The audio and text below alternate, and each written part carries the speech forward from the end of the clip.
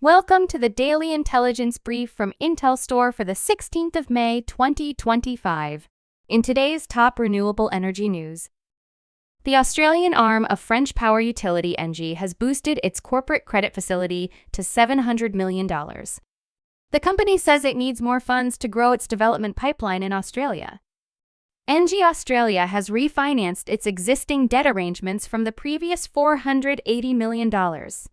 In Australia, ENGIE operates a gigawatt-scale fleet of gas-fired and renewable power plants with plans to build additional onshore wind, solar, and energy storage projects.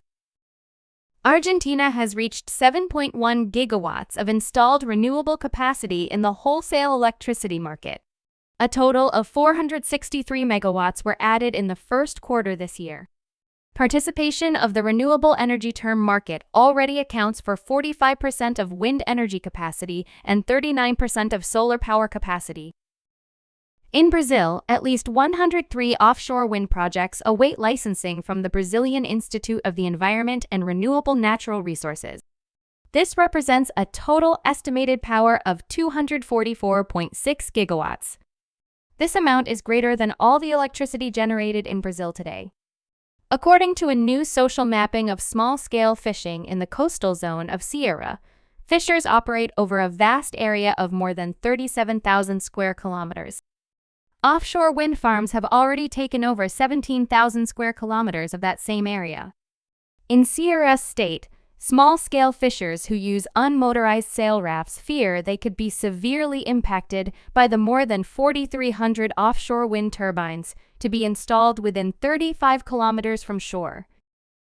The Lithuanian Parliament has approved the updated conditions for the country's second offshore wind tender.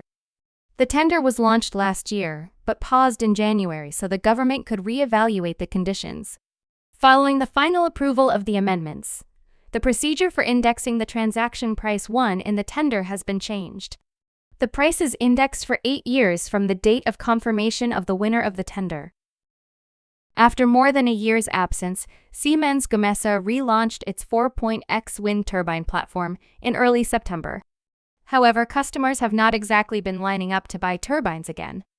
Last April, a blade fell off one of Siemens Gamesa's 4.5-145 wind turbines at the Norwegian wind farm of Odal Vindkraftverk. The analysis showed that, quote, poor production quality was a cause. Siemens Energy's CEO admits that getting the troubled 4.x wind turbine platform back on the market has taken longer than expected.